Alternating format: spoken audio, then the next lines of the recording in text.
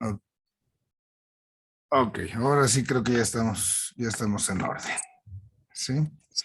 Bueno, entonces les decía yo, está esta parte del pueblo de Israel y pues el pueblo judío, el pueblo de Dios se va formando precisamente, ¿no? En esta realidad, pues que va a ser complicada en un sentido interesante en la forma en la cual se va a ir estableciendo, ¿no? ¿Por qué? Porque pues va a tener influencias de los vecinos.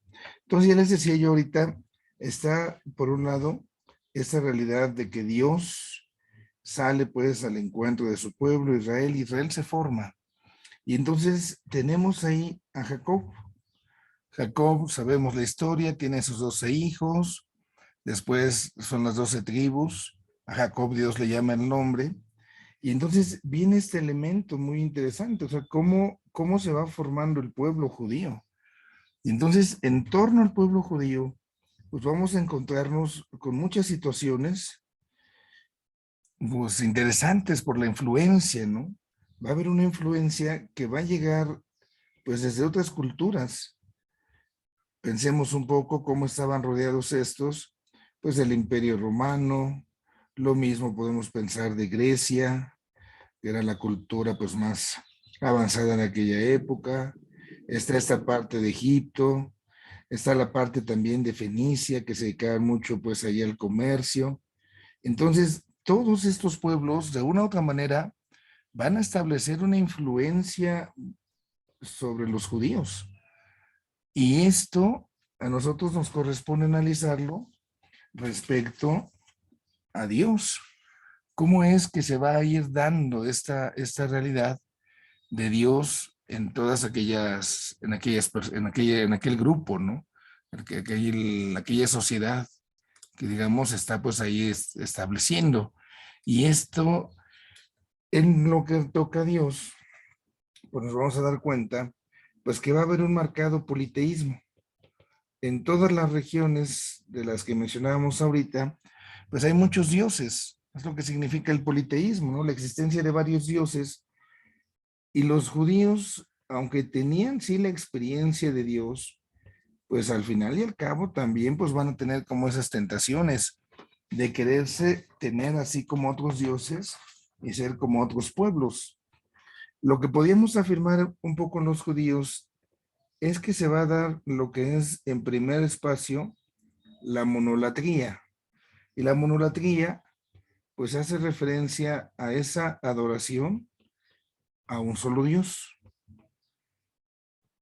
Y esta realidad es como un primer pasito, ¿no? Aquí el problema, ¿cuál es? En la monolatría, que es como algo intermedio, pues que se tiene un solo Dios, es cierto, pero se admiten, digamos, los demás dioses, no se le ve a este Dios como el único Dios, como aquel Dios que está por encima de todo y que es el verdadero Dios, ¿no? Y entonces se tendrá que ir dando un paso, y es lo que vamos a tratar de ver ahorita, a lo que es el monoteísmo, cómo precisamente se va a llegar a esa creencia de un solo Dios, no solamente de su pueblo, sino de todos, ¿no? Es la creencia en un Dios único. Y ese Dios único, pues obviamente, es el que se le estaba revelando. La cuestión aquí que vamos a hablar es cómo se llega a esa convicción de que no hay otro Dios fuera de él. Si ustedes recuerdan algunos textos de la Escritura, es precisamente por ahí por donde se dirige esto, ¿no? No hay un solo Dios más que Yahvé, no hay un solo Dios fuera de él. Y así entonces, en la Sagrada Escritura va a haber un rechazo totalmente al politeísmo. Entonces, todos los textos sagrados del Antiguo Testamento dan un rechazo a ese politeísmo porque se va a tratar de afirmar pues el monoteísmo, la existencia de ese único Dios. Va a ser Isaías, ahí con los profetas, pues el que va a estar ahí apuntalando mucho esta situación, esta realidad. Y entonces va a haber un choque, no va a ser tan sencillo, así como que el pueblo realmente manifieste la fe en un solo Dios. Va a haber dificultades. ¿Por qué? Porque ellos están queriendo imitar a los pueblos vecinos y han recibido la influencia de los pueblos vecinos. Pensemos un poco, cuando un conocido, un familiar se va a Estados Unidos y pasa por allá unos 5 o 6 años en la chamba y llega hacia acá, pues su cultura está influenciado. Y entonces ya viene hablando como si estuviera allá, ya quiere comportarse como si estuviera todavía en el mismo lugar.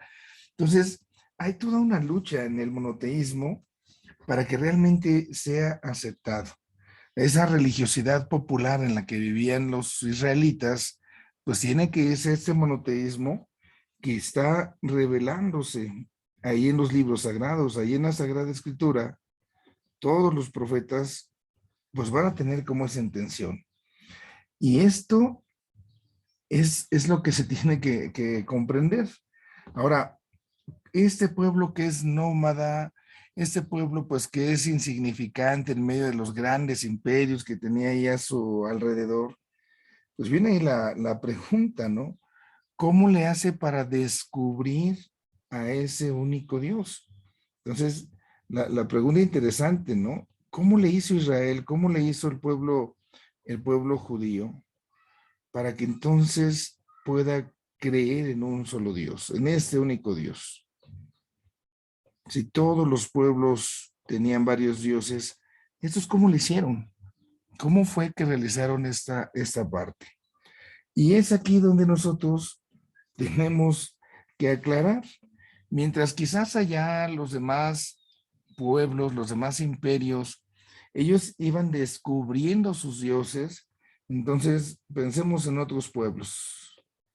Pensemos para irnos, no irnos tan lejos, ¿no? Aquí con los aztecas. Pues ellos veían que llovía y entonces pensaban, bueno, pues ¿quién manda la lluvia? Ah, pues el dios de la lluvia, ¿no? Y está el dios del sol, y está el dios del viento, y está el dios de no sé cuántas cosas, ¿no? Entonces los otros pueblos, ellos descubren a sus dioses y lo van haciendo pues porque se van ahí pues observando y se van admirando de las cosas que van teniendo. Y por eso se hace esa pregunta, bueno, Israel, ¿cómo le hizo para descubrir al único Dios? Y nosotros acá es donde tenemos que afirmar esto, ¿no? Este Dios en el cual creemos no es un hallazgo de Israel, no es un descubrimiento que ellos hayan hecho, ¿no? No es un hallazgo de Israel, es Dios el que sale a ese encuentro, es Dios el que sale a su pueblo, ¿no? Es un alguien, ¿sí? Y este alguien, que es un Dios personal, sale al encuentro de su pueblo. Y esta es la diferencia respecto a otros dioses. Mientras en los otros pueblos ellos van pues pensando y reflexionando y concluyendo que hay varios dioses, pues acá no. Acá nosotros tenemos que afirmar que este Dios salió precisamente a encontrarse con su pueblo. Y así entonces va a venir ese cambio, ¿no? Ese politeísmo, fíjense ustedes, pues pensemos un poco, pues era como la idea más alta, ¿no? Porque aquellos pueblos politeístas, pues eran los más cultos, eran los griegos, eran los más poderosos, eran los romanos, los egipcios, los más ricos, los fenicios que se dedicaban ahí al comercio.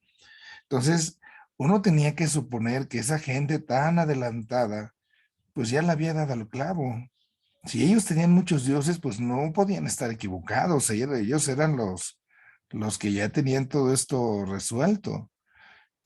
El que venga un pueblito así como que viene X y nos hable de un solo Dios y este pueblo que no tiene cultura, que no tiene comercio, que no tiene poder, pues entonces se cuestiona mucho, ¿no? Va a ser difícil. ¿Cómo es posible que estos crean en un solo Dios y lo presenten de esta manera? Y es ahí donde viene esta realidad. Es Dios el que sale al encuentro, ¿no? No es el pueblo el que lo encuentra. Y aquí, al salir de este encuentro, pues Dios estaba buscando precisamente un exclusivismo. No tendrás otros dioses delante de mí. Hay que excluir. Y esta va a ser una buena realidad de lo que el pueblo tiene que madurar, tiene que crecer. Tiene que excluir aquellas otras creencias, aquellas otras realidades que en el entorno pues estaban ahí estableciéndose. Va a ser la lucha, ¿no? La lucha que van a tener muchos profetas, pues porque el pueblo estaba así como confundido. Pensemos un poco en lo que ahora se va dando también, en ese relativismo, ¿no? Hay gente que cree en la Virgencita y se persina y al mismo tiempo pues traen ahí los elefantitos de no sé qué, o traen colgando a la Santa Muerte, o tienen sus semillitas de la abundancia para que Entonces, ¿cuánto en verdad esto sigue siendo tan actual y por eso hay que hablar?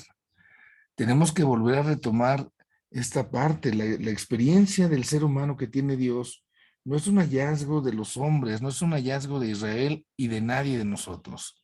Es Dios el que nos encuentra, es el Dios el que nos busca, ¿no? Y esta partecita exige de Él que vayamos excluyendo todo aquello que a veces ponemos en su lugar.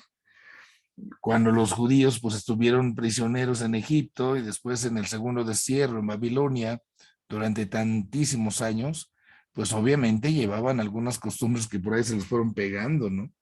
Y tiene que irse forjando este exclusivismo. ¿Qué es lo que hay aquí detrás de todo esto? Pues se trata de hacer un ejercicio de toma de conciencia. Debemos de estar conscientes de que tenemos un solo Dios y que exige precisamente todo de nosotros y que por eso podemos decir en algunas expresiones del Antiguo Testamento que Dios se presenta como alguien celoso. ¿Por qué? Porque no cabe más, no cabe nadie. Pensemos un poco en el matrimonio, o sea, el matrimonio también en ese sentido es excluyente. Eres mi esposo, eres mi esposa y nada de que voy a tener dos, tres mujeres o dos, tres fulanos ahí, los socios y claro que no. Y uno debe de estar consciente de esta realidad. Entonces, este pueblo de Dios va a tener este desafío. ¿Cómo se va a ir forjando, no? La experiencia del pueblo de Dios, cómo se va a ir dando? Entonces, pensemos un poco en esta historia. Israel ha salido de Egipto. Y entonces, al salir de Egipto, ellos van a tener una primera experiencia, un primer contacto, digamos así, ya como pueblo. Y esta experiencia va a ser de un Dios salvador, un Dios que salva. Este Dios nos ha sacado de las manos de los egipcios.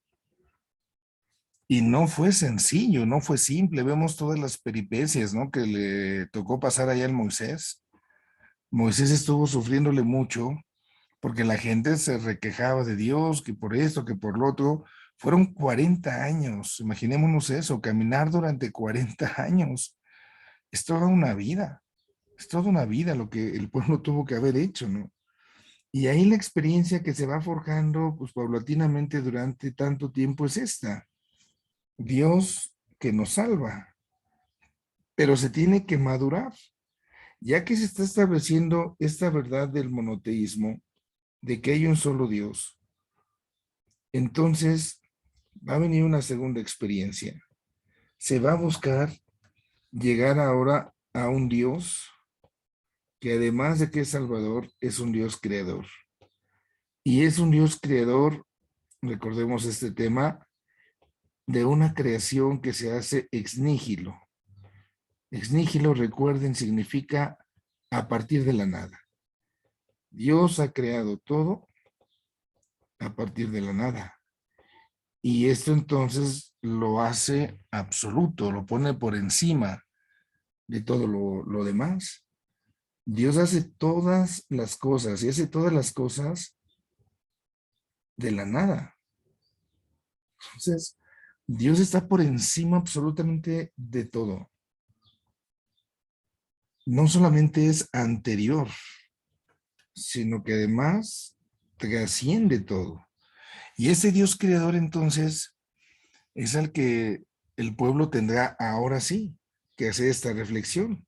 Van a juntarse estos dos elementos, el Dios Salvador, que es la primera experiencia, y después por reflexión se llega a esta realidad del Dios creador.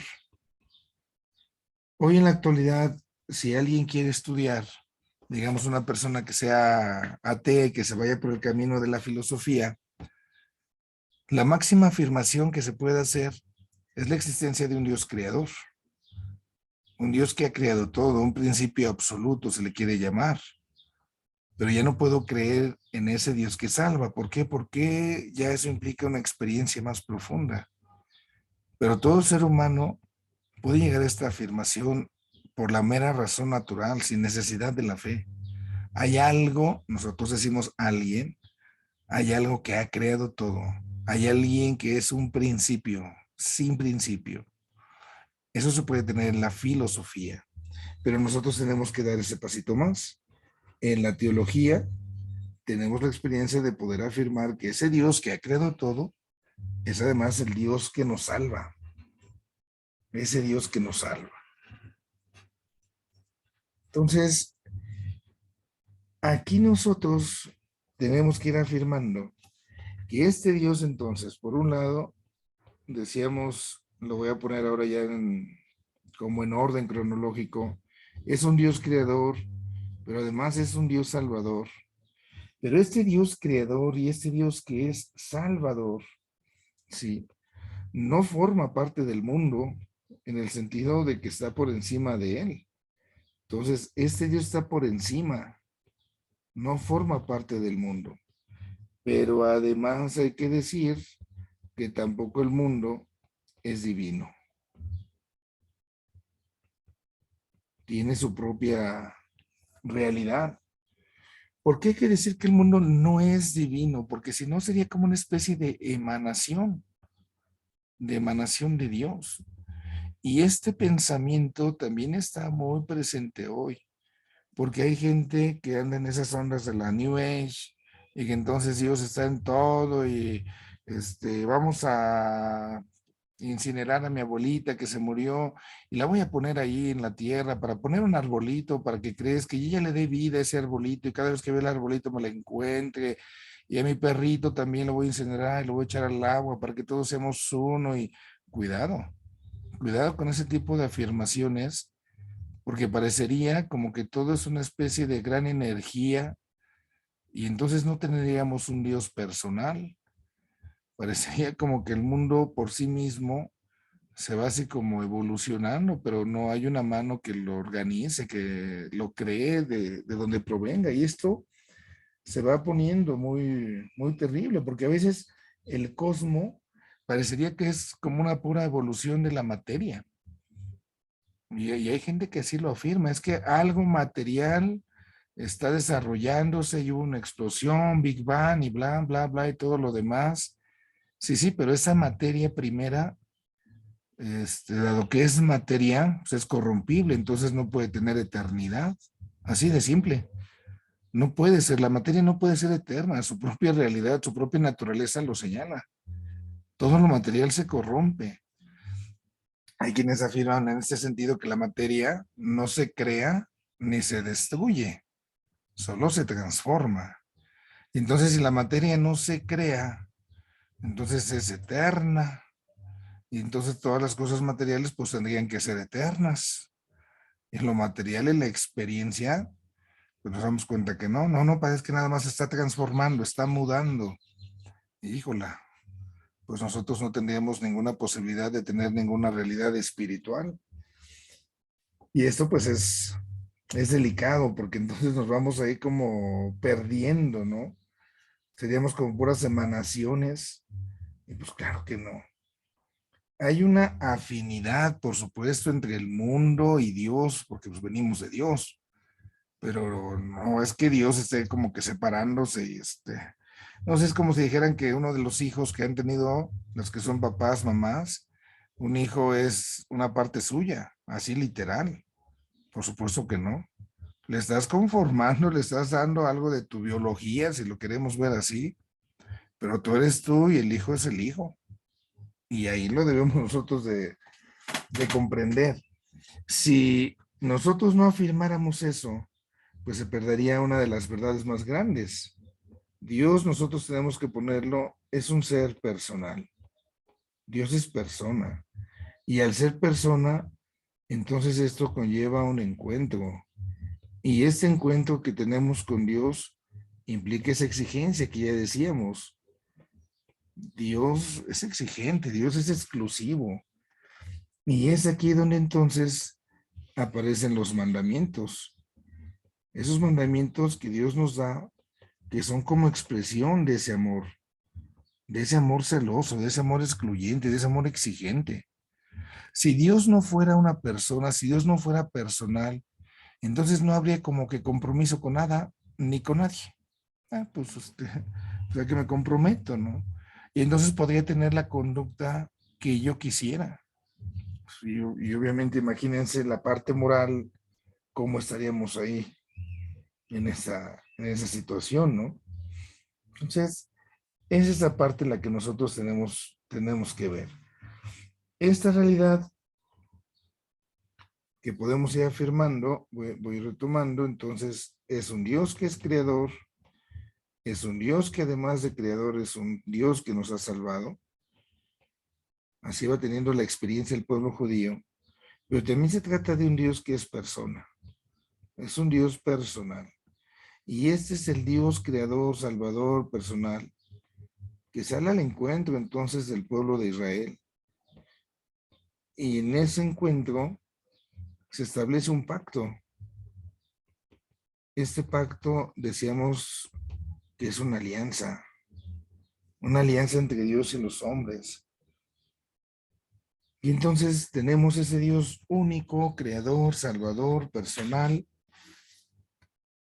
que va haciendo esta alianza con su pueblo. Y es así como entonces el pueblo judío va adquiriendo esta conciencia cada vez más y más. Ahora, a este Dios, vamos a dar un paso más, se le puede conocer, dado que es una persona. Y ahí tenemos lo primero, lo que será este conocimiento natural de Dios. Ya lo mencionaba yo ahorita un poquito. Entonces, este Dios lo puedo conocer yo, pues sí, porque tengo fe, pero alguien que no tenga fe, ¿cómo puede conocer naturalmente a Dios? Cuando digo natural, vamos a decirlo así, a la sola luz de la razón. Entonces, alguien que dice, no creo, está bien, qué bueno que no tengas fe, dices tú, pero sí puedes conocer a Dios. ¿Cómo podemos hacer esto, no? Entonces, pensemos en alguien que no tiene fe, nosotros pues tenemos esa fe, nos va ayudando, ¿no?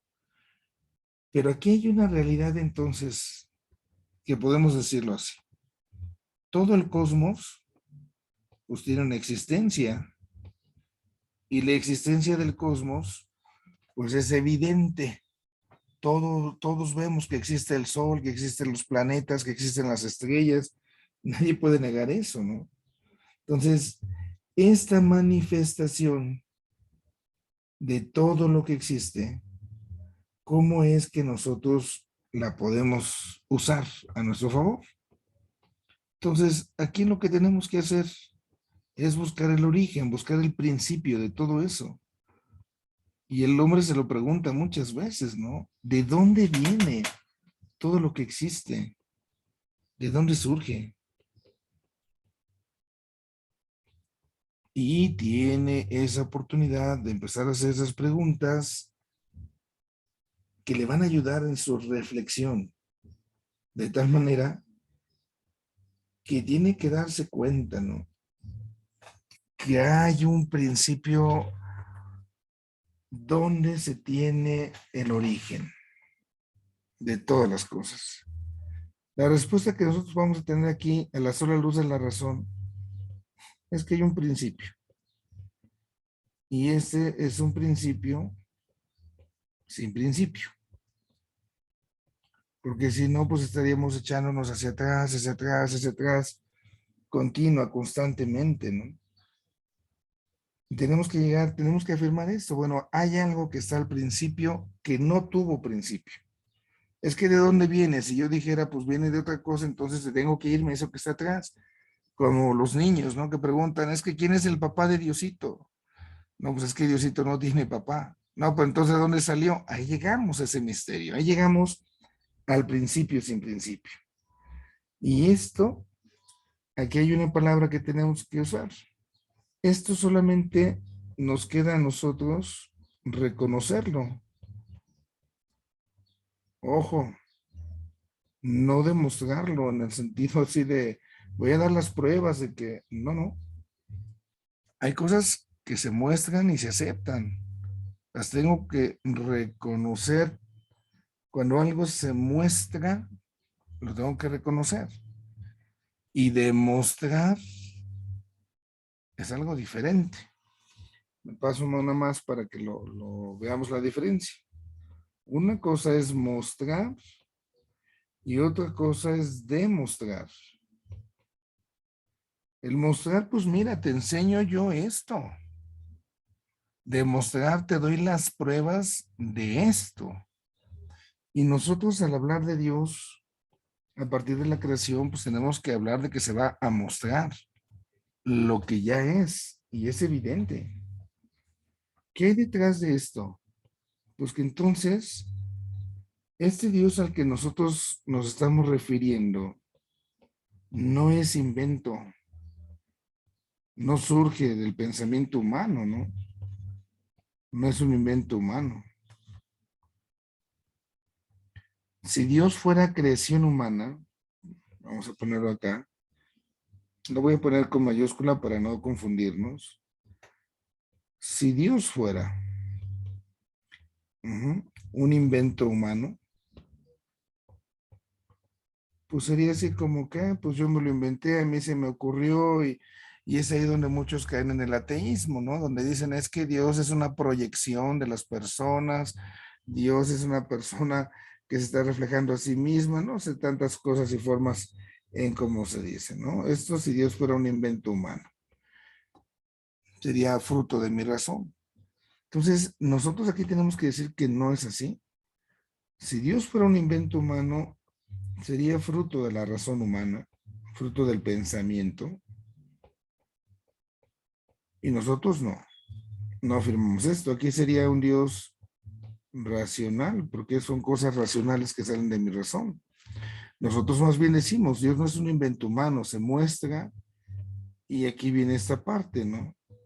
Dios es razonable, ¿sí? ¿Qué significa esto? Bueno, que lo puedo razonar, lo puedo pensar, pero no es que lo pueda yo inventar. No se puede inventar. Cuando alguien tiene sus ídolos, pues sí está inventándose sus cosas. Ayer andaba yo en el campo y una persona me enseñó unas hierbas. Me dice, padre, es que estas hierbas, cuando le caen a los árboles, la gente les llama por acá, son seca árboles. Y yo, ¿por qué? Es que si cae esto, es como una plaga, se pone en el árbol y lo chupa y se acaba el árbol. O sea, pues ok. Y me decían, son muy buenas para el cáncer. Y la gente me dijo, es que así le pasa a la persona, se las toma y se chupa su cáncer y ya se cura. Y yo en mis adentros dije, no, pues si así funcionara, imagínense, pues todas las enfermedades, nadie estaría enfermo de nada, ¿no? Me echo un tecito de la hierba chupa todo y ya es algo que a lo mejor yo estoy creyendo, que estoy medio inventando, bueno, pues no tengo pruebas, ¿no? Pero es una invención humana, pues no. Ahí tendríamos que demostrar científicamente si de veras aquella hierba tiene propiedades curativas en ese sentido, ¿no? Eso ya es parte de lo que es fruto de mi razón. Pero hay cosas que se aceptan porque ahí están. Y una de ellas es Dios. Y puedo razonarlo y puedo pensarlo, pero no lo puedo yo inventar. Y es entonces donde el ser humano puede conocer a ese Dios a partir de la creación y lo va a reconocer, decíamos en la diapositiva anterior. Entonces se va a dar ese reconocimiento. Yo reconozco, admito que ahí está Dios, pero no es que lo esté inventando. Y entonces a mí me queda naturalmente ya esa posibilidad. Por la creación yo asumo que ahí está Dios, que es el principio, que existe y todo lo demás, y yo ya tengo que tomar una decisión. O lo asumo, creo en él y doy un paso más, o lo rechazo. Realmente rechazar la existencia de Dios, si nos damos cuenta, pues realmente es muy, muy complicado. No, no, es que, a ver, muéstrame que Dios existe. A ver, mejor muéstrame tú lo contrario. Tú muéstrame que no existe. Y vamos platicando, ¿no? ¿Cómo te puedo mostrar, no demostrar, mostrar que Dios existe? Pues imagínate de dónde viene todo lo que existe. Hay un principio que llamamos sin principio, el que llamamos Dios, tú le puedes llamar principio absoluto, el ser absoluto, es el nombre que quieras y gustes y mandes. Le puedes dar ese nombre. Y al final tienes que admitir que hay algo de donde proviene todo. Es que todo viene de la materia eterna. Bueno, esa materia eterna, por lo menos, si lo quieres ver así, pues vamos a llamarle Dios, por lo menos, pero tengo que admitir que de algo viene, ¿no? Esa materia eterna, bueno, ¿quién la puso ahí? Entonces, no puedo demostrar que no existe. Esa parte de decir, no, no, a ver, demuéstrame tú que existe Dios, mejor demuéstrame tú que no, si de veras es tu interés. Y es entonces cómo naturalmente podemos conocer a Dios y nosotros a partir de ello, desde la misma naturaleza. Ya en la fe doy un salto más y hablo de Dios, ya no solo como un Dios creador, ¿no? Sino hablo de Dios también como un Dios que es Salvador, que ha salido a mi encuentro, que es persona, que hace un pacto, ya, pero desde la misma naturaleza se puede conocer a la sola luz de la razón. Y esa sería como la forma en cómo se haría, ¿no? Voy a dejar de compartir pantalla, nos llega un poco el tiempo. Dejen, pongo mi video. Ok, ahí estamos. Bueno, no sé si de esto hubiese algún comentario, alguna pregunta que se tuviera. Padre, soy lenta, entonces necesito volver a escuchar otra vez, pero algo que me llamó la atención es que dice que Dios no es de este mundo. Claro, Entonces ahí como que, o sea, ¿este mundo terrenal o está hablando del universo? de todo, tanto el mundo terrenal como todo el universo. Todo dice la Biblia, todo cuanto existe fue hecho por él. Entonces Dios está encima de él. Porque si en una de esas a lo mejor alguien viniera a decirme, es que Dios viene de otro planeta. Así como se dice, es que vinieron los extraterrestres para que hiciéramos las pirámides de allá de Egipto y que están casi en la misma base que la de Teotihuacán. Y entonces son los dioses que vinieron de otro planeta y acá como estábamos más primitivos, pues les llamamos dioses. Pero al final estamos hablando de una criatura. Dios sobrepasa todo cuanto existe. Entonces, en ese sentido, decíamos, está fuera, ¿sí? Porque lo sobrepasa, lo trasciende. No como que nos haya dejado y entonces Dios no intervenga. Ya el hecho de que Dios sea un salvador nos muestra cómo Dios interviene en nuestra historia. Está presente en nuestra historia.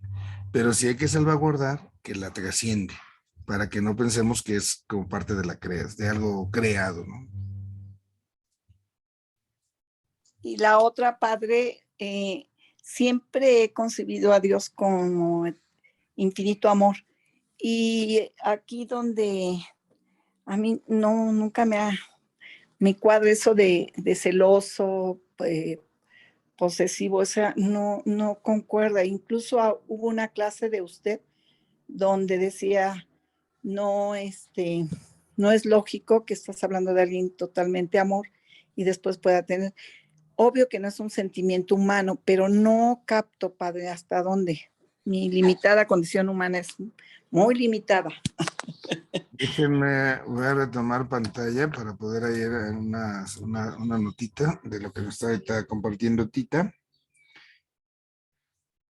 Eh, en esta parte de lo que dice ahorita Tita, pues sí, hay que comprender bien el lenguaje. Nuestra experiencia, mientras se carga acá la pantalla, nuestra experiencia de los celos, ahí está, permítanme tantito, ahí está, ok. Voy a usar esta palabra, ¿no? Tenemos lo que es el antropomorfismo, ¿sí? Entonces, el antropomorfismo se refiere a dar formas humanas a algo, ¿no? Entonces, cuando yo digo que mi perrito es muy inteligente, pues la inteligencia es propia del ser humano. Estoy haciendo una afirmación antropomórfica. Le estoy dando una atribución humana a un animal. Los seres humanos, cuando se van encontrando con Dios, usan un lenguaje antropomórfico, porque recordemos, decíamos, Dios está por encima de todo y nos rebasa totalmente en todo.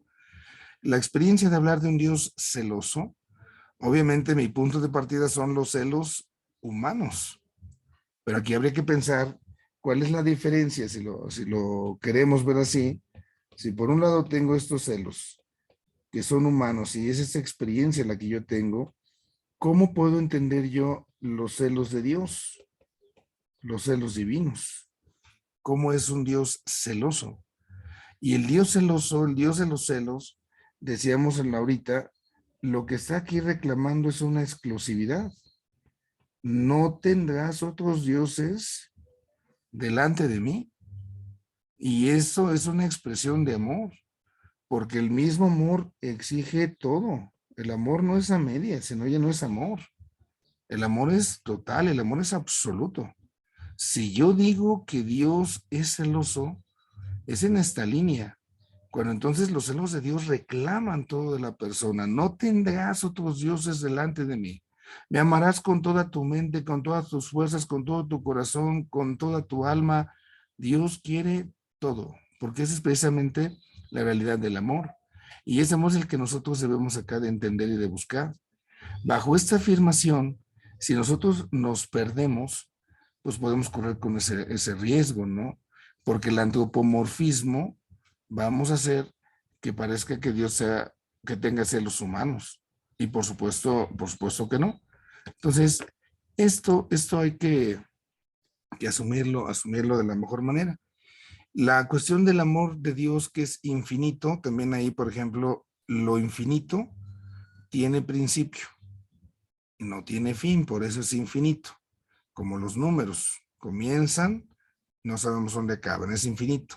Dios está más allá de lo infinito. Dios es eterno. Lo eterno no tiene principio ni fin. Entonces, hablamos de un amor eterno, sin principio ni fin, de parte de Dios. Y este lenguaje humano que usamos para hablarnos a Dios, pues va a tener sus limitaciones. Pero sí hagamos esa purificación, porque si yo pienso en Dios celoso y digo, no, no, es que como Dios va a ser celoso, sí, sí, pero no es celoso como yo, ¿verdad? Yo soy celoso de alguien y no quiero que vea a nadie, tengo mi señora, es más, ni quiero que salga a la calle porque va a ver a otros fulanos y que no sé qué, y pues obviamente no va en esos celos humanos. No sé si con esto, Tita, más o menos le ayudemos un poquito. Mucho, padre, mucho. Y ya abusando,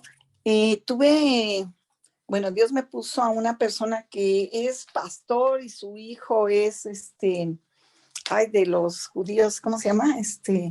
Rabino. ¿Cómo? Rabino. Rabino. Pero algo dentro de la conversación que tuvimos, me preguntó de cuántos evangelios había. Yo respondí que 4.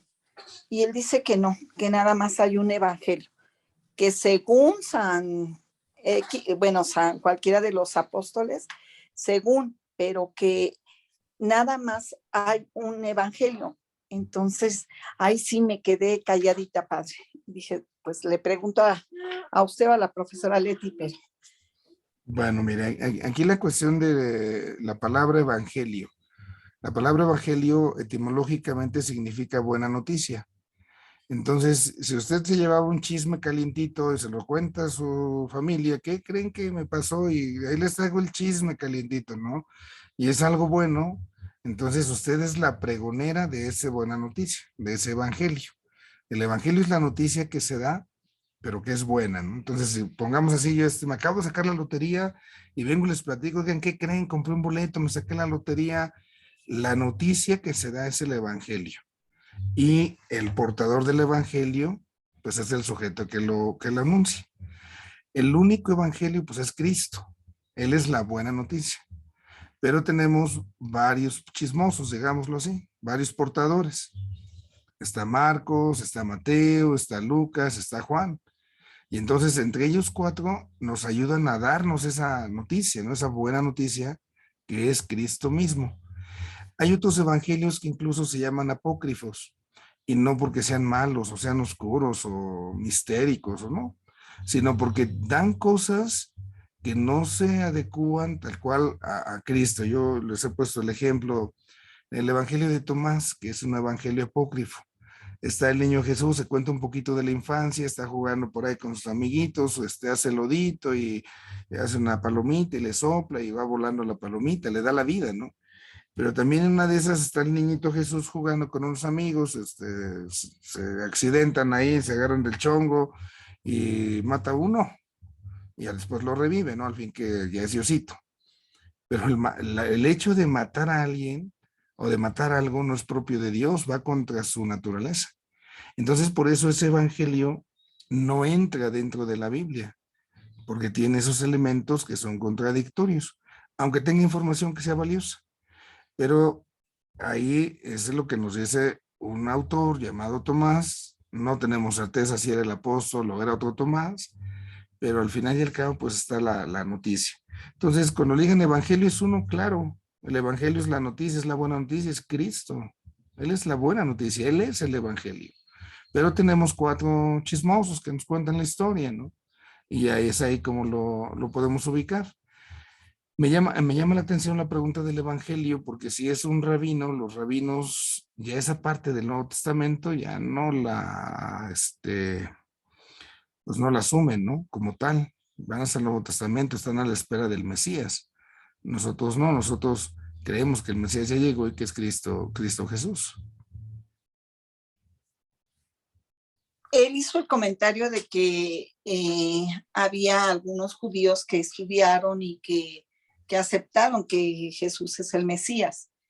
Y yo también, bueno, dentro de lo que ustedes me enseñan, entendía que un rabino y todo el judaísmo pues no lo ve así.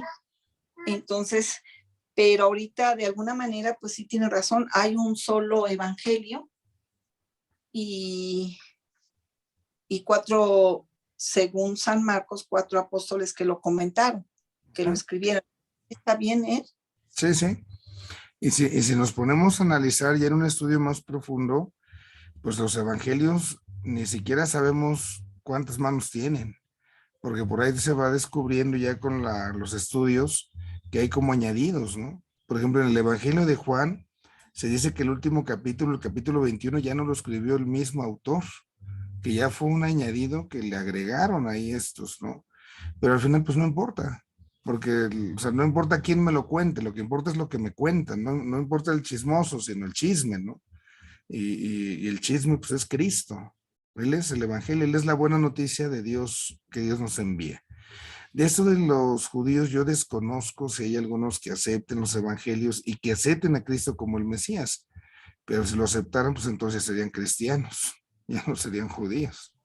Es Se hacen llamar judíos mesiánicos, padre. Yo también me enteré hace poco con un chavo y me contó y le dije, ¿cómo está eso, no? Y sí, dice que se hacen llamar judíos mesiánicos. Me dijo, yo soy uno de ellos. Habría que ver ahí la diferencia del cristianismo con esta rama del judaísmo, ¿no? Las revolturas que luego se hacen. Pero bueno, ¿alguien más? Gracias, profe Leti. Gracias, padre, gracias. Muy bien, Tita, cuídese mucho. ¿Alguna cosa más tuviéramos? Bueno, vamos entonces a la oración para concluir. En el nombre del Padre, del Hijo y del Espíritu Santo.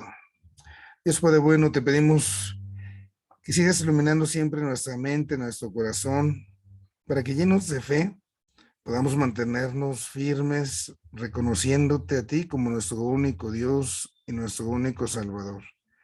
Ayúdanos a amarte con todo el corazón, con todas las fuerzas, con todo el alma, con toda la mente.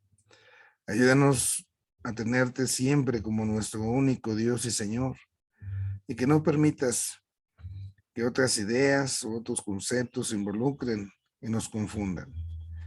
Que en esta unicidad también obtengamos de ti aquello que tanto anhelamos, ser uno contigo como el Padre y el Hijo son uno, como nos dijo Jesús.